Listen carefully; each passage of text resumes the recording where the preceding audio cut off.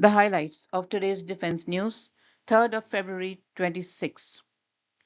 Raksha Mantri approves grant of Miniratna Category-I status to Yantra India Limited.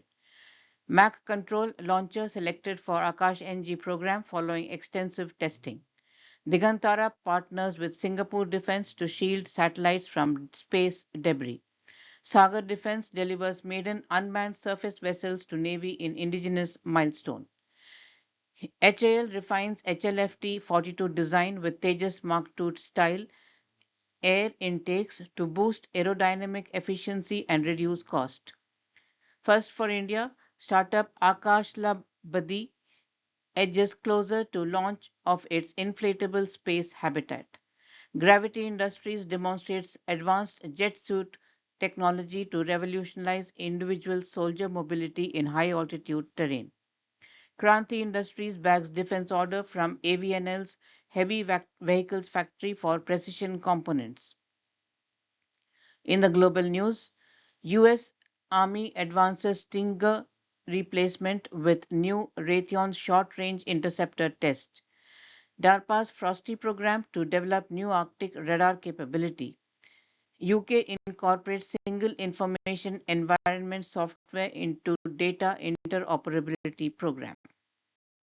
The news in detail. Raksha Mantri has approved the grant of Miniratna Category-I status to Yantra India Limited. The Yantra India Limited has achieved significant milestones after inception. On the export front, it has achieved a growth from nil in FY 21-22 to 321 crores in FY 24-25. The major products of YIL include carbon fiber composites, assembly products for medium and large caliber ammunition, assembly products for armored vehicles, for artillery guns and main battle tanks, glass composites, aluminum alloys, etc. The Miniratna Category 1 status empowers the board of the YIL to incur capital expenditure on new projects, modernization, purchase of equipment, etc., up to 500 crore rupees without government approval. This will further empower the company to achieve accelerated growth trajectory and new heights in defense production and exports.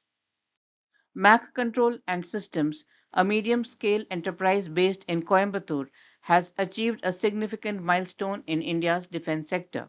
The company has successfully inducted a missile launcher into the Akash New Generation Missile Program following comprehensive trials conducted in December 25.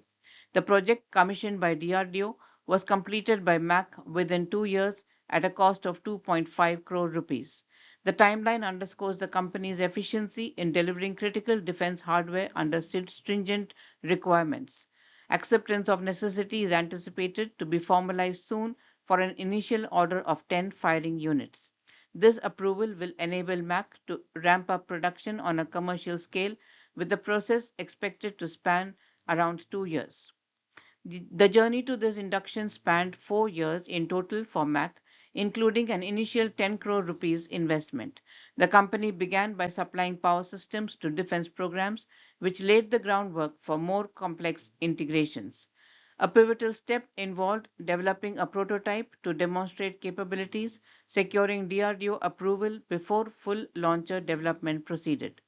This phased approach highlights MAC's strategic progression from component supplier to systems integrator. The Akash-NG launcher features a 6 canister configuration mounted on a high mobility vehicle.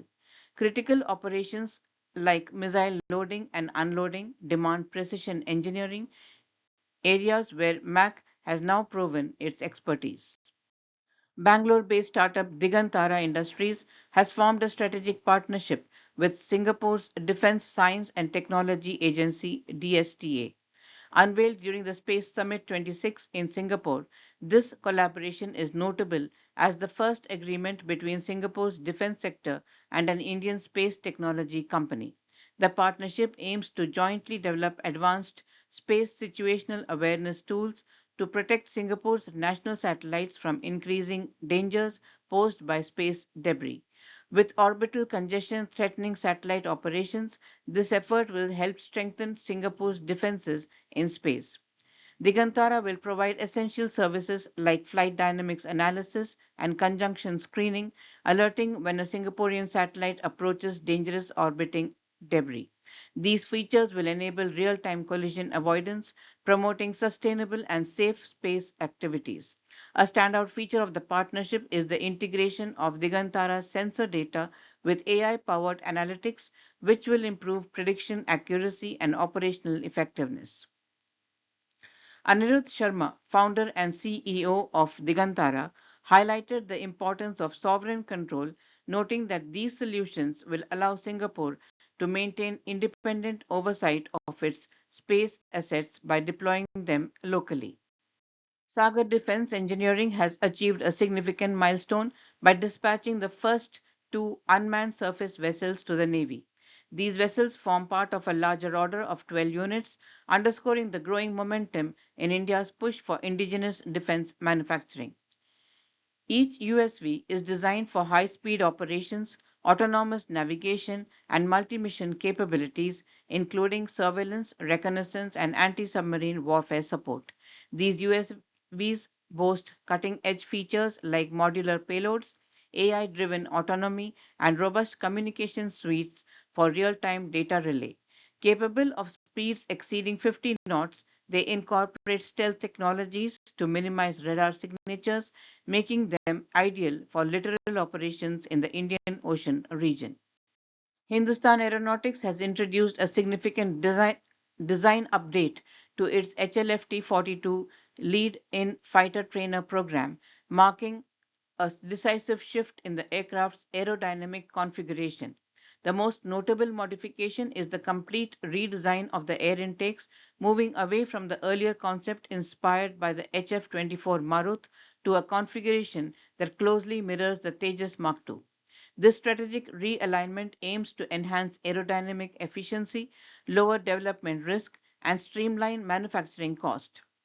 A strategic departure from tradition. Initial concepts of the HLFT 42 unveiled around 2023 featured a nostalgic design paying homage to India's first indigenous fighter, the HF-24 Marut. These early iterations utilized shock cone intakes positioned on the nose. While visually iconic, this intake style, common in early supersonic jets, presents complex integration challenges for modern avionics and radar systems. In the latest design iteration, HAL has replaced these with low mounted lateral intakes. This new geometry provides a cleaner nose profile and aligns the trainer visually and aerodynamically with the light combat aircraft Tejas Mark II. By adopting the proven intake design of the Tejas Mark II, HAL can leverage existing airflow studies and tooling, thereby avoiding the need for parallel and costly aerodynamic testing programs. Aerodynamic refinements and wing reconfiguration. The evolution of the HLFT 42 extends beyond the intakes. The wing placement has been adjusted from a low mounted position to a mid mounted configuration. This structural change offers several technical benefits. The new wing position optimizes airflow around the wing roots and fuselage, reducing drag. It increases ground clearance, facilitating easier loading of external stores and weapons training pods. Subtle reshaping of the dorsal spine and tail sections indicates a focus on longitudinal stability and internal volume management. These updates suggest a deliberate effort to create a platform that behaves like a modern combat aircraft, ensuring that trainee pilots experience flight characteristics similar to the frontline fighters they will eventually operate. Bangalore based startup Akashlabdhi has moved a step closer towards launching an inflatable space habitat, a first for India by completing key tests in Switzerland, enabled through its partners, including the European Space Agency. Akashlabdhi, a startup incubated at IISc Bangalore, is now planning to launch a scaled down version of the inflatable habitat Antariksh HAB, designed for future human missions in July. Compact launch and inflatable technology. Unlike the approach taken with the International Space Station or the strategies being considered for upcoming space stations, the Antariksh HAB project introduces a novel solution for deploying human habitats in space. Instead of launching large, rigid modules, Antariksh HAB is designed to be sent into orbit as a compact structure, which will then be inflated once it reaches space. This method allows for more efficient use of launch vehicle capacity and paves the way for larger living and working spaces for astronauts. The development timeline and habitat expansion. According to Akashlabdhi CEO Siddharth Jena, in July, the team plans to launch an initial version of the habitat that will offer 70 cubic meters of space. This is only the beginning. The final iteration of Antariksh Hab is envisioned to provide a spacious environment of around 300 cubic meters. This progressive expansion demonstrates the project's commitment to scalable and flexible habitat solutions for future space missions. UK-based Gravity Industries demonstrated its jet suit for Indian Army's Special Forces.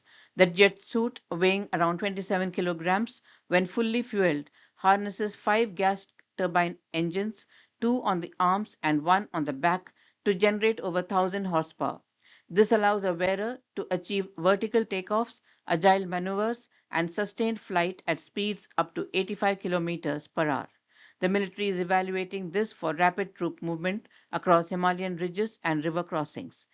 Powered by microgas turbines producing 1000 plus HP, it allows speed for over 120 kilometers per hour. This provides asymmetric mobility, allowing individual soldiers to bypass obstacles without helicopters. The induction would significantly reduce response times for high altitude reconnaissance and tactical operations. Kranti Industries has secured a domestic purchase order from AVNL Heavy Vehicles Factory. This contract entails the machining of precision components for various defense applications with an aggregate value of around 32.24 lakhs. This agreement specifies a domestic execution timeline requiring the delivery of these specialized components to be completed within a period of 6 months. A word about Kranti Industries. Kranti Industries, founded in Pune in 1981, is a precision component manufacturer with over 4 decades of engineering expertise serving the automotive, agricultural, construction equipment, and electric vehicle sectors both domestically and internationally. The company maintains quality through IATF and ISO 9001:2015 certifications and operates three state of the art manufacturing units in Pune, which are equipped with 80 advanced production machines like multi-axis machine centers and CNC turning capabilities, all aligned with its Ambition Vision 2030, focused on excellence, innovation, and diversification. The global news from DARPA. The United States faces a challenge in monitoring the vast and remote Arctic region for low-flying aircraft and ships.